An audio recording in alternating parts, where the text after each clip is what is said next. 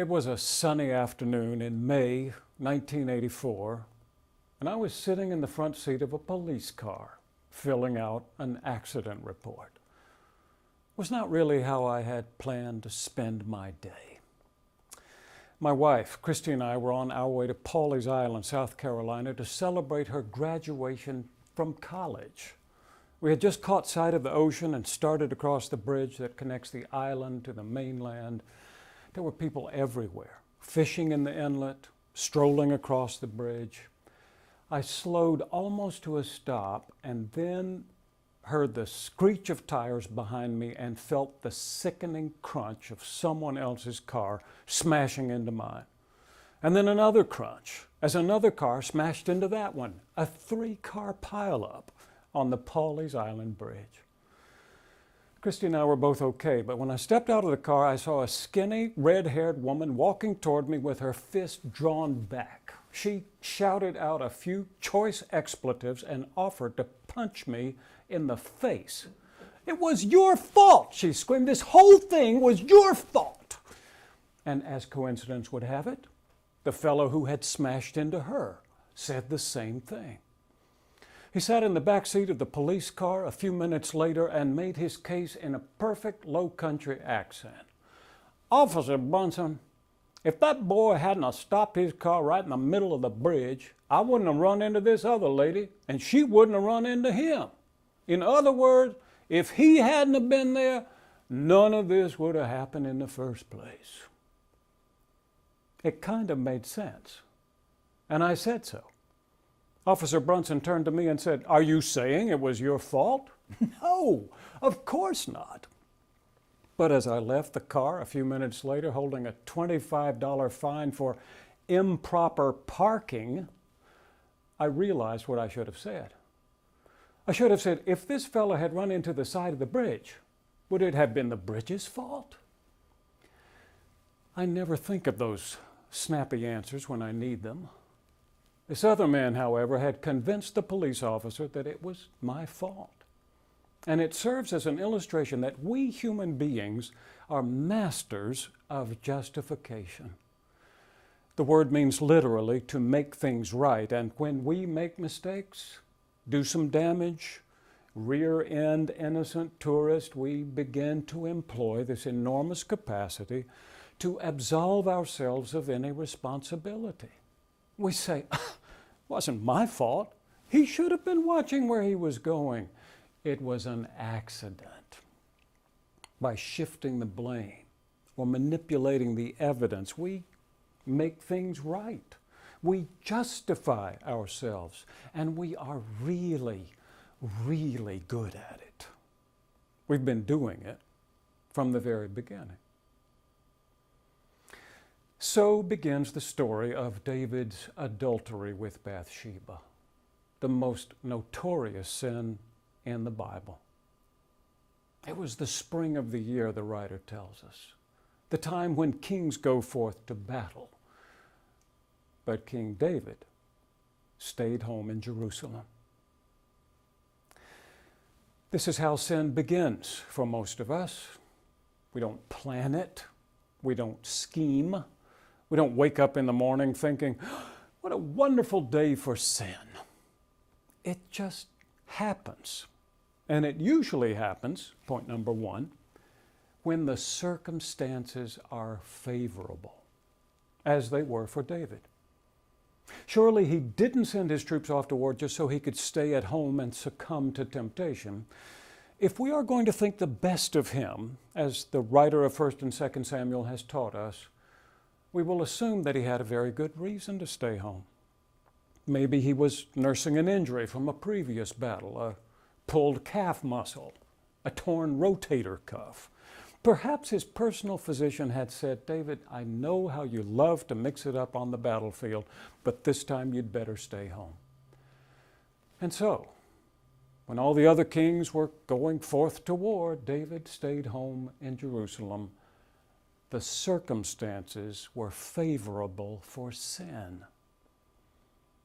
It was under these circumstances that David took a walk on the roof of the palace, no doubt a part of his physical therapy.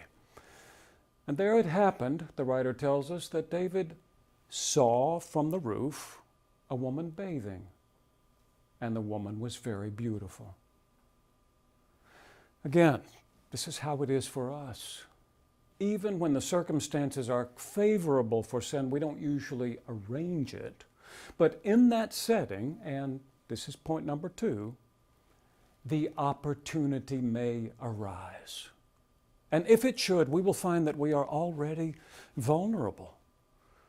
David was bored and restless. He saw a beautiful woman bathing. He asked innocently enough, "Who is that?" Or maybe it wasn't so innocent. A recent article in the Christian Century explores the full range of sexual exploitation in the Bible, including David's exploitation of Bathsheba.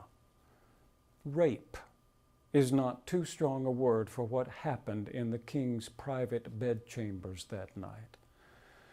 But that's not the way the author of 2 Samuel tells this story. As I said, he has taught us to think the best of David. And in his report, what happens appears to be almost an accident. Like the driver who glances up from his smartphone just in time to see himself collide with the car in front of him, David may have looked up later that evening to see Bathsheba, resplendent in her finest gown, her hair freshly coiffed, smelling of scented bath oils, coming toward him like something out of a dream. And like a character in a dream himself, David reached out to her, took her in his arms, and in his lust-drunken stupor, never heard the sickening sound of the collision. It was only when he woke up the next morning that he realized what a terrible accident had occurred. Without elaboration, the author of this story tells us that Bathsheba returned home. What happened after that was what happens after any accident. David worked hard to justify his actions, to make them right. And if anyone could do it, he could. He was a master of so many things. But we need to remember that this was no small sin.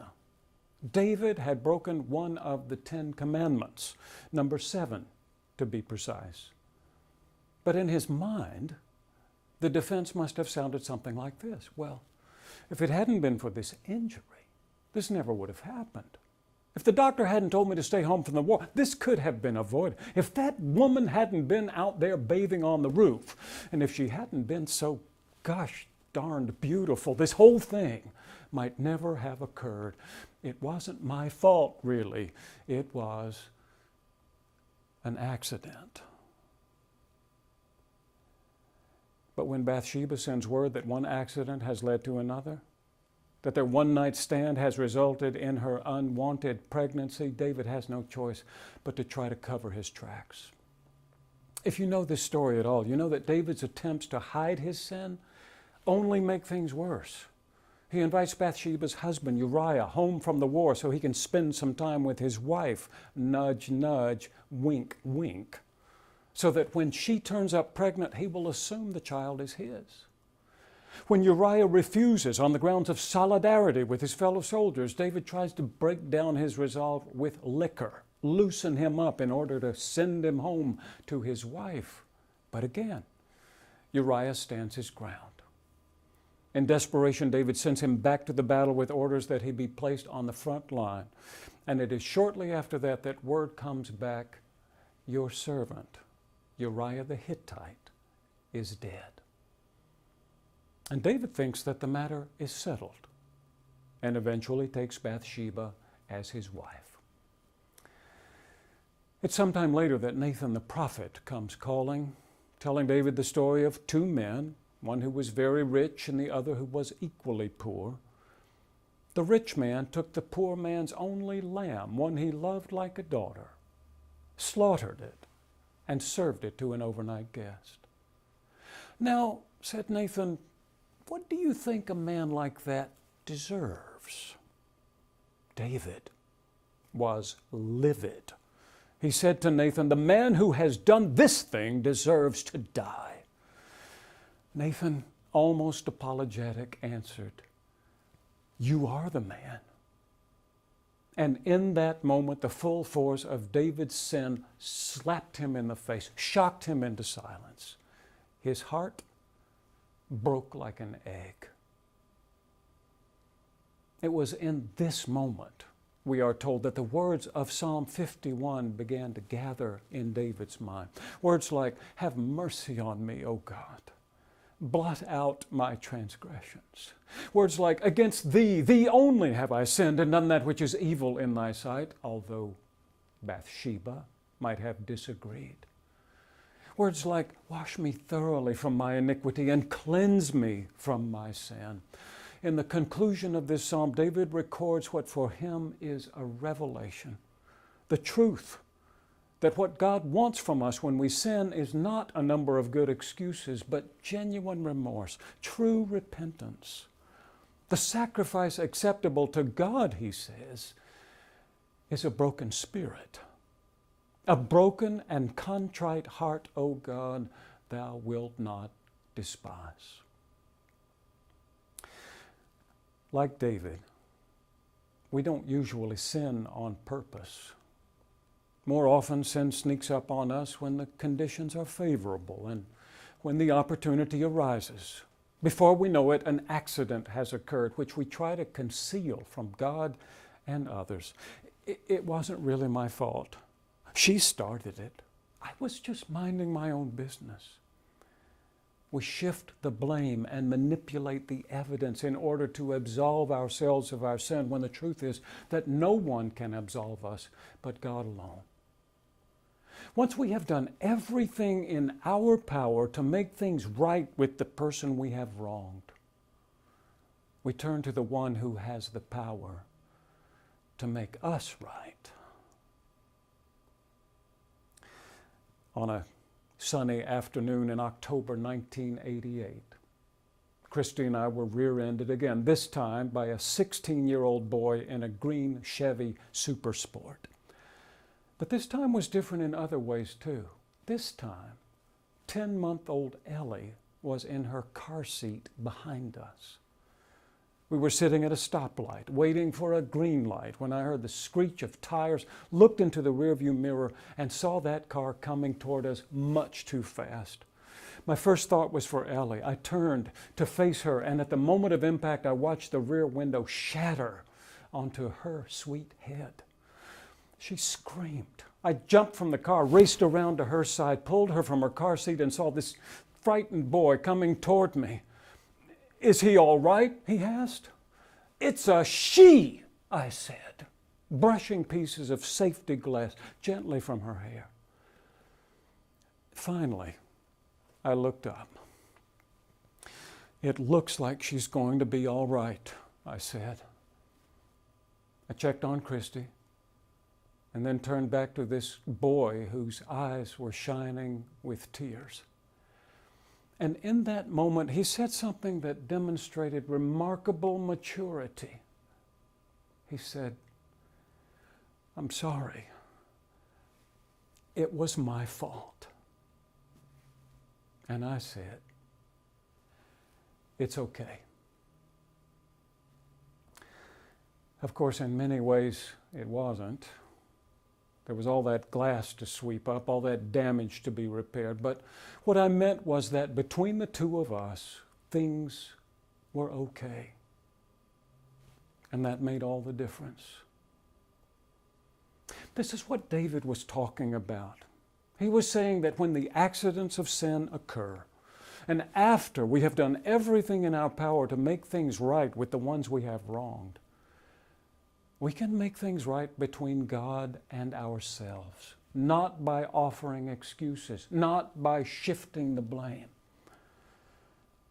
but by standing before Him like a 16-year-old boy and saying, with tears in our eyes, "I'm sorry. It was my fault."